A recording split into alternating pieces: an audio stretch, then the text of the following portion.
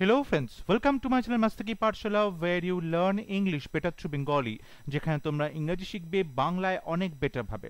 ট্রান্সলেশনের ক্লাসে তোমাদের সবাইকে আরো একবার ওয়েলকাম করছি। ট্রান্সলেশন খুবই গুরুত্বপূর্ণ ভূমিকা পালন করে ইংলিশ ডেসক্রিপটিভ পেপারে।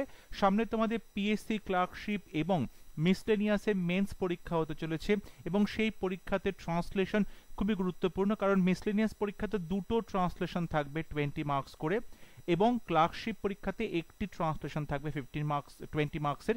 সুতরাং খুবই গুরুত্বপূর্ণ ট্রান্সলেশন এবং পরবর্তীতে ডাব্লিউবিসিএস এর মেন্স পরীক্ষাতেও ট্রান্সলেশন খুবই গুরুত্বপূর্ণ। তাই প্রত্যেকটি পরীক্ষার জন্য অবশ্যই ট্রান্সলেশনের প্রিপারেশন তোমাদেরকে খুব ভালো করে নিতে হবে এবং বাড়িতে তোমরা যত এটা প্র্যাকটিস করবে তত তোমরা এই বিষয়টা আয়ত্ত করতে পারবে।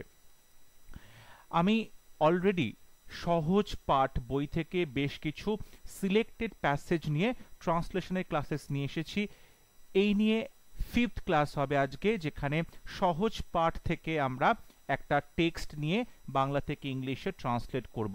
তাহলে শুরু করছি আজকের ট্রান্সলেশন।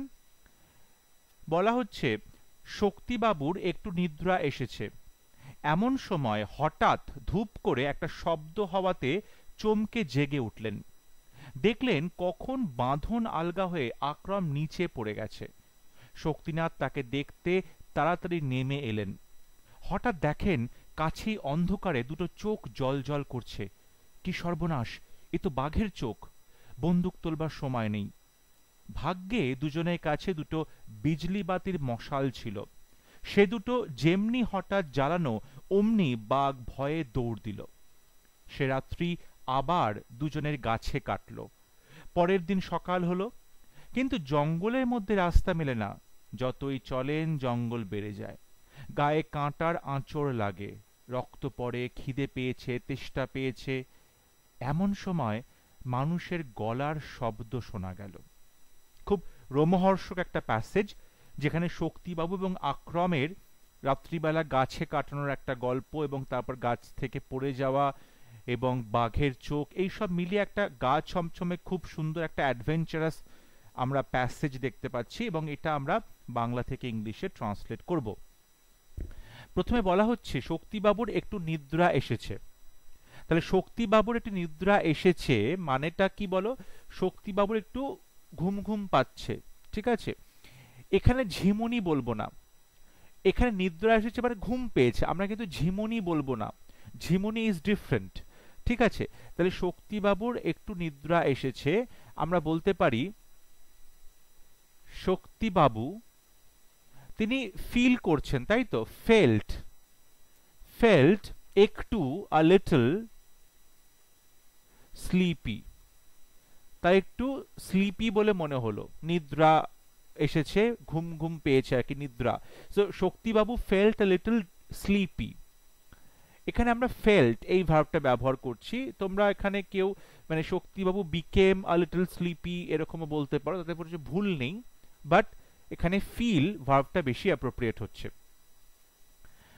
এমন সময় হঠাৎ ধূপ করে একটা শব্দ হওয়াতে, এমন সময়, এমন সময় at that very moment, at that very moment, at that very moment কি হলো? চমকে জেগে উঠলেন। তাহলে আসলে কিন্তু তিনি জেগে উঠলেন। আমরা এই যে সব কথাগুলো আছে না, নিদ্রা এসেছে, তার জেগে উঠলেন, দেখলেন কখন বাঁধন আলগা হয়ে আক্রম নিচে পড়ে গেছে, এই পুরো প্যাসেজটাই আমরা পাস্ট টেন্সে লিখবো। এগুলো কিন্তু পাস্ট টেন্সকেই মিন করছে। সো জেগে উঠলেন মানে তিনি জেগে উঠলেন চমকে। তাহলে তিনি জেগে উঠলেন চমকে। হি, আমরা এখানে সিম্পল পাস্ট টেন্স ব্যবহার করছি। জেগে উঠলেন, হি woke up, হি woke up, জেগে উঠলেন চমকে মানে চমকে গিয়ে, তাহলে চমকিত হয়ে। তাহলে being startled, being startled, STARTLED, startled, being startled। তাহলে বলতে পারো যে at that very moment he woke up being startled। তারপরে কি বলছে, কিসের জন্য চমকে উঠলো? ধূপ করে একটা শব্দ হওয়াতে, মানে হঠাৎ ধূপ করে শব্দ হওয়াতে। তাহলে startled with, with হঠাৎ শব্দ, with a sudden। এই যে ধূপ করে শব্দ, এটাকে আমরা বলতে পারি third, third, THUD, with a sudden third, হঠাৎ ধূপ করে শব্দ। So at that very moment, এমন সময়, হি woke up, তিনি জেগে উঠলেন, বিং স্টার্টলড, চমকে গিয়ে, চমকিত হয়ে, উইথ এ সাডেন থার্ড, হঠাৎ ধূপ করে শব্দে। দেখলেন কখন বাঁধন আলগা হয়ে আকরম নিচে পড়ে গেছে। এই যে কখন পড়ে গেছে, এটা মানে কি, তিনি জানতেও পারেননি কখন পড়ে গেছে, তিনি জানতেও পারেননি কখন পড়ে গেছে। এই বিষয়টা কিন্তু তাই, কখন মানে হোয়েন নয়, যে কখন পড়ে গেল, কটার সময় পড়ে গেল, তা কিন্তু বলছে না। কখন পড়ে গেছে মানে কখন কাজটা হয়েছে শক্তিবাবু খেয়াল করেননি। ঠিক আছে, কারণ শক্তিবাবু একটু নিদ্রার মতো এসেছিল। তাহলে দেখলেন, দেখলেন নাকি তিনি দেখলেন, তিনি দেখলেন, সো হি নোটিসড, তিনি দেখলেন যে, হি নোটিস দ্যাট আকরম নিচে পড়ে গেছে, আকরম নিচে পড়ে গেছে, Akram had fallen down, Akram had fallen down হয়েছে। কিভাবে নিচে পড়ে গেল? বাঁধন আলগা হয়ে, মানে যখন তার বাঁধনটা আলগা হলো, তাহলে আমরা বলতে পারি আফটার, আফটার হিজ, তার বাঁধন, আফটার হিজ টাই, হিজ বাঁধন ওয়াজ, মানে লুজ হয়ে গেল যেটা, সেখানে আমরা স্ল্যাকেন্ড বলতে পারি, SLACKENED, স্ল্যাকেন্ড কিংবা লুজেন্ডও করতে পারো। তাহলে আফটার হিজ টাই ওয়াজ স্ল্যাকেন্ড বা লুজেন্ড, এবং এই যে কখন পড়ে গেল মানে নিজের অজান্তে, শক্তিবাবুর অজান্তে, এটাকে বলতে পারি without his knowledge, without his knowledge, তিনি যে পড়ে গেছেন, তার বন্ধু আকরম পড়ে গেছে উইদাউট হিজ নলেজ, কিংবা এটাকে আমরা বলতে পারি ইম্পারসেপ্টিবলি, ইম্পারসেপ্টিবলি। দেখো পারসেপশন, পারসেপ্ট করা মানে কোনো কিছু বুঝতে পারা, এখানে বুঝতে পারলো না, তাহলে ইম্পারসেপ্টিবলি এটা আমরা একটা অ্যাডভার্ব হিসেবে ব্যবহার করছি। ঠিক আছে, so he notice that Akram had fallen down after his tie was slackened কিংবা লুজেন্ড উইদাউট হিজ নলেজ বা ইম্পারসেপ্টিবলি। শক্তিনাথ তাকে দেখতে তাড়াতাড়ি নেমে এলেন, তাহলে শক্তিনাথ নেমে এলেন, শক্তিনাথ নেমে আসা মানে তুমি এখানে গট ডাউন করতে পারো বা কেম ডাউনও করতে পারো। ঠিক আছে, বা এখানে এরকমও করতে পারো যে came down from, from the tree. ঠিক আছে, সো শক্তিনাথ গট ডাউন বা came down from the tree, কি করতে? তাকে দেখতে। টু আমরা সি করতে পারি, টু সি কিংবা to check on, to see বা to check on him, to see him কিংবা to check on him, check on করা মানে দেখতে আসা, খোঁজ খবর নিতে আসা। সো শক্তিনাথ গট ডাউন বা came down from the tree to see বা চেক অন হিম। হঠাৎ দেখেন কাছেই অন্ধকারে দুটো চোখ জ্বলজ্বল করছে, হঠাৎ দেখেন, হি সাডেনলি স, হি সাডেনলি স, হঠাৎ দেখেন, কি দেখেন? দুটো চোখ জ্বলজ্বল করছে, সে কি দেখলো? দুটো চোখকে দেখতে পেল, তাহলে হি সাডেনলি স টু আইজ, দুটো চোখকে দেখতে পেল, জ্বলজ্বল করছে, তাহলে দুটো চোখকে দেখতে পেল, এবং চোখের সম্পর্কে বলছি এখানে আমরা ফ্রেজ ব্যবহার করি, জ্বলজ্বল করছে, শাইনিং, অন্ধকারে, in the dark, shining in the dark, কাছেই, nearby, in the dark near by. এখানে দেখো আমি টু আইজ এর পরে কিন্তু একটা এখানে ফ্রেজ ব্যবহার করব, shining in the dark near by. যদি মনে হয় এখানে সাবক্লজ ব্যবহার করে একটা কমপ্লেক্স সেন্টেন্স করবে, সেটাও করতে পারো। In that case he suddenly saw two eyes, এখানে হুইচ ওয়্যার লিখতে হবে, হুইচ ওয়্যার, কারণ আমি এখানে ক্লজ ব্যবহার করছি, এবং ক্লজের জন্য এখানে একটা সাবক্লজ মানে কমপ্লেক্স সেন্টেন্স ব্যবহার করছি, এখানে একটা সাবক্লজ ব্যবহার করলাম, হুইচ ওয়্যার, মানে চোখের সম্পর্কে বলা হচ্ছে, which were shining in the dark near by. আর যেহেতু আমি হুইচ ওয়্যারটা লিখছি না, তাই shining in the dark near by লিখলে এটা একটা ফ্রেজ হয়ে যাচ্ছে, এবং সেটা একটা সিম্পল সেন্টেন্স হচ্ছে। ওকে, কি সর্বনাশ, কি সর্বনাশ, what a disaster, what a disaster, কি সর্বনাশ, হোয়াট আ ডিজাস্টার। কিংবা আমরা এটাও বলতে পারি ও হেভেন্স, ও হেভেন্স, এটাও বলা যেতে পারে, এটা একটা এক্সক্লামেটরি একটা এক্সপ্রেশন, ও হেভেন্স, ঠিক আছে, মানে তুমি ঈশ্বরকে ডাকছো হে ভগবান এ কি সর্বনাশ হয়ে গেল। সো হোয়াট আ ডিজাস্টার বলতে পারো, ও হেভেন্স এটাও বলতে পারো। এ তো বাঘের চোখ, এ তো বাঘের চোখ, দেখো এ তো বাঘের চোখ মানে এটা নিঃসন্দেহে বাঘের চোখ। তাহলে এখানে নিঃসন্দেহে এই শব্দটা আমরা ইউজ করতে পারি, কনটেক্সটে এটা একটা সেন্স আসছে বলে। সো আনডাউটেডলি, আনডাউটেডলি আমরা বলতে পারি যে নিঃসন্দেহে, আনডাউটেডলি, আনডাউটেডলি এ তো বাঘের চোখ মানে এই চোখগুলো ছিল, they were the eyes of a tiger, বোঝা যাচ্ছে? তাহলে they were the eyes of a tiger, ঠিক আছে, they were the eyes of a tiger, বা দে ওয়্যার না করে দিজ ওয়্যার দি আইজ সেটাও করতে পারো। সো আনডাউটেডলি নিঃসন্দেহে they were the eyes of a tiger. বন্দুক তোলার সময় নেই, বন্দুক তোলার সময় নেই, তার মানে আমরা এখানে দেয়ার দিয়ে কথা বলতে পারি, বা এটাও বলতে পারি শক্তিবাবুর কাছে সময় ছিল না বন্দুক তোলা, সেটাও বলতে পারো। আবার এটাও বলা যেতে পারে যে সেখানে কোনো সময় ছিল না, দেয়ার দিয়ে আমি এটাকে ইন্ট্রোডিউস করতে পারি। So there, there were, there was no time, there was no time, বন্দুক তোলবার সময় নেই মানে বন্দুকটা বের করা বা বন্দুক তাক করার সময় নেই, টু টেক আউট, বা বলতে পারো টু পয়েন্ট আউট দ্য গান,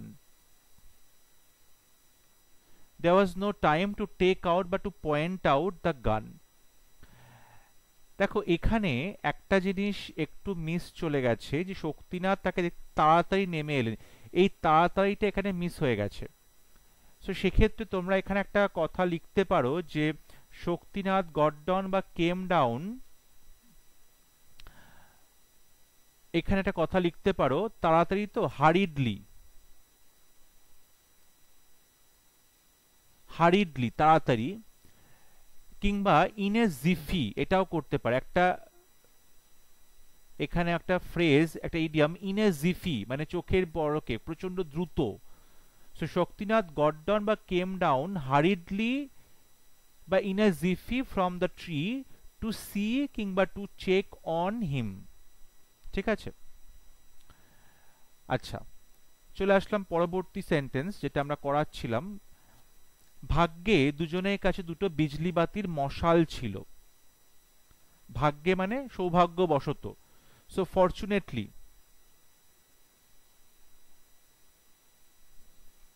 বা লাকিলিও বলতে পারো, লাকিলি দুজনের কাছেই ছিল, তাহলে বোথ অফ দেম ছিল, had, both of them had দুটো বিজলি বাতি, টু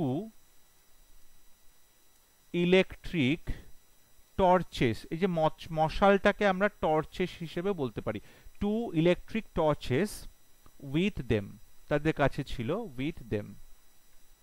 সো ফরচুনেটলি বা luckily both of them had two electric torches with them.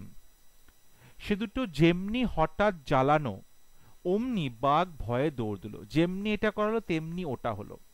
এক্ষেত্রে আমরা অ্যাজ সুন অ্যাজ বলতে পারি, নো সুনার হ্যাড বলতে পারি, ঠিক আছে, নো সুনার হ্যাড বলতে পারি।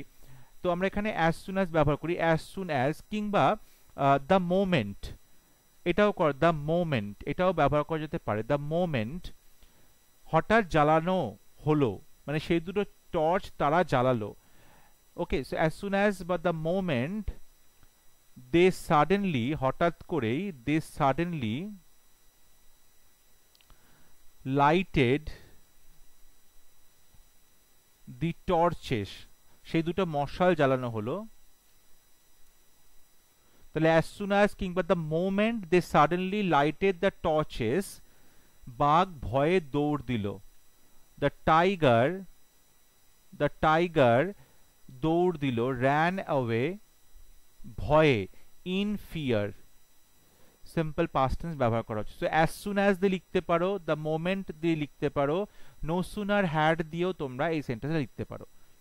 সো অ্যাজ সুন অ্যাজ কিংবা the moment they suddenly lighted the torches, the tiger ran away in fear. এখানে দে সাডেনলি লাইটেড দ্য টর্চেসটাকে যদি মনে করো প্যাসিভে করবে, suddenly the torches were lighted প্যাসিভে করবে, সেটাও কিন্তু করতে পারো, তাতে কোনো ভুল হবে না। সে রাত্রি আবার দুজনের গাছে কাটলো। দেখো এখানে কিন্তু একটা এমন সেন্স আছে যে তাদেরকে কাটাতে হলো, সে রাত্রিটা তাদেরকে আবার গাছে কাটাতে হলো।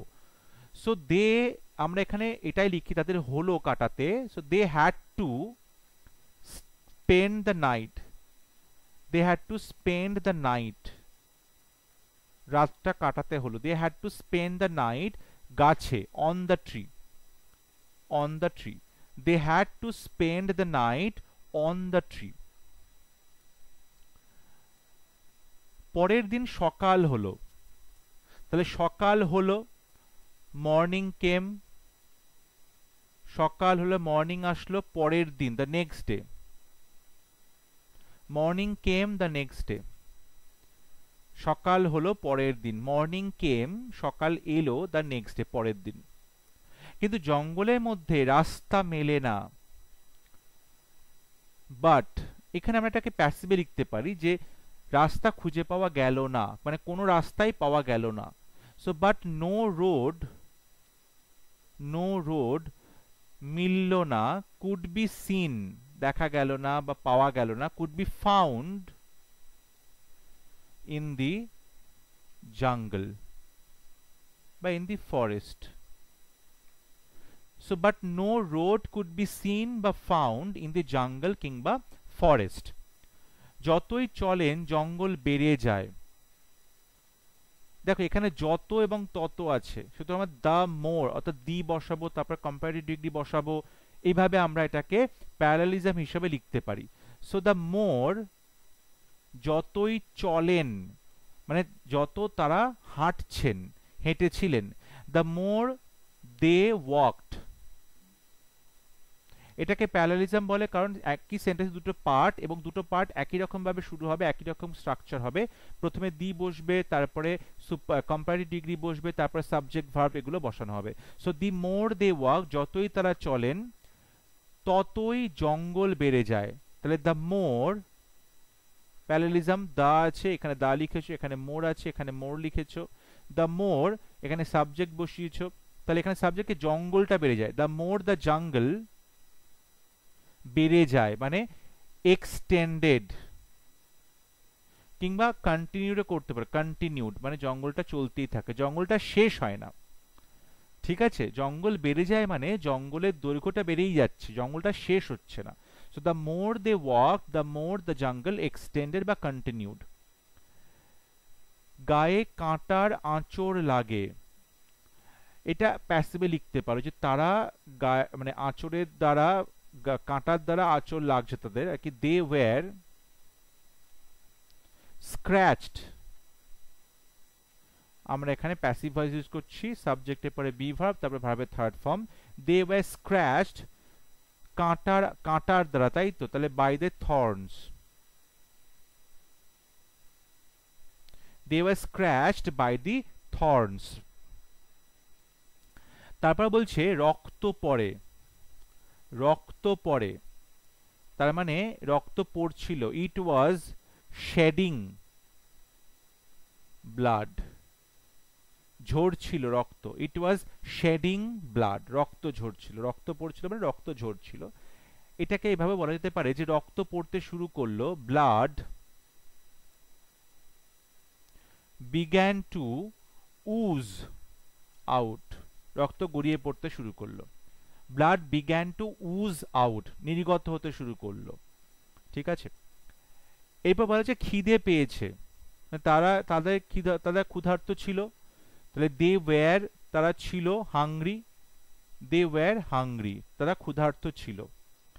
তেষ্টা পেয়েছে মানে তৃষ্ণাও পেয়েছে, তাহলে দে ওয়্যার থার্স্টি। দেখো এখানে প্যাসেজে দুটো আলাদা আলাদা সেন্টেন্স দেওয়া আছে, খিদে পেয়েছে, তেষ্টা পেয়েছে।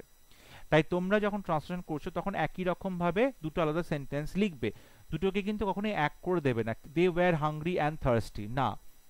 এখানে ট্রান্সলেশনে দুটো আলাদা বাক্য দেওয়া আছে, এবং যখন তোমাদেরকে নাম্বার দেওয়া হবে ট্রান্সলেশনের ক্ষেত্রে এক্সামে, তখন কিন্তু আলাদা আলাদা ভাবে নাম্বারটা ওখানে অ্যাওয়ার্ড দেওয়া হবে। সুতরাং দুটো সেন্টেন্সকে কখনোই এক করে দেবে না।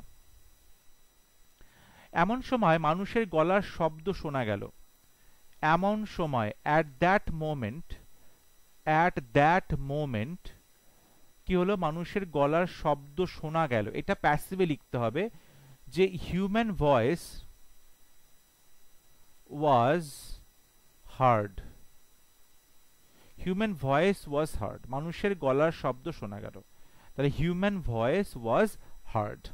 এখানে আমি সাবজেক্ট লিখেছি হিউম্যান ভয়েস, তারপরে বি ভার্ব ওয়াজ লিখেছি, তারপরে হিয়ার ভার্বের থার্ড ফর্ম হার্ড লিখেছি প্যাসিভ ভয়েস করার জন্য। মানে তারা শুনতে পেলে মানুষের গলার আওয়াজ।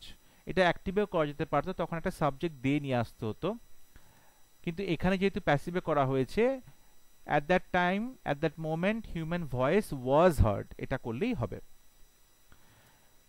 এই সঙ্গে শেষ হলো আজকের ট্রান্সলেশনের ক্লাস। তোমরা অবশ্যই আমাকে কমেন্টে লিখে জানাবে তোমাদের কেমন লাগছে ক্লাসেসগুলো, তোমরা ঠিক করে বুঝতে পারছো কিনা প্রত্যেকটা সেন্টেন্সের ট্রান্সলেশন। যদি কোথাও অসুবিধা থাকে অবশ্যই কমেন্টে লিখে জানাবে। তোমরা চাইলে তোমাদের আনসার আমাকে কমেন্ট লিখে পাঠাতে পারো, আমি আমার সময় মতো অবশ্যই সেগুলো কারেকশন করব। যদি ভিডিওটি ভালো লাগে ভিডিওটি লাইক করবে, শেয়ার করবে এবং আমার চ্যানেলটি সাবস্ক্রাইব করতে ভুলবে না। পরবর্তী লেসনে খুব শীঘ্র দেখা হবে, ততক্ষণ সবাই ভালো থাকবে, সুস্থ থাকবে। Thank you.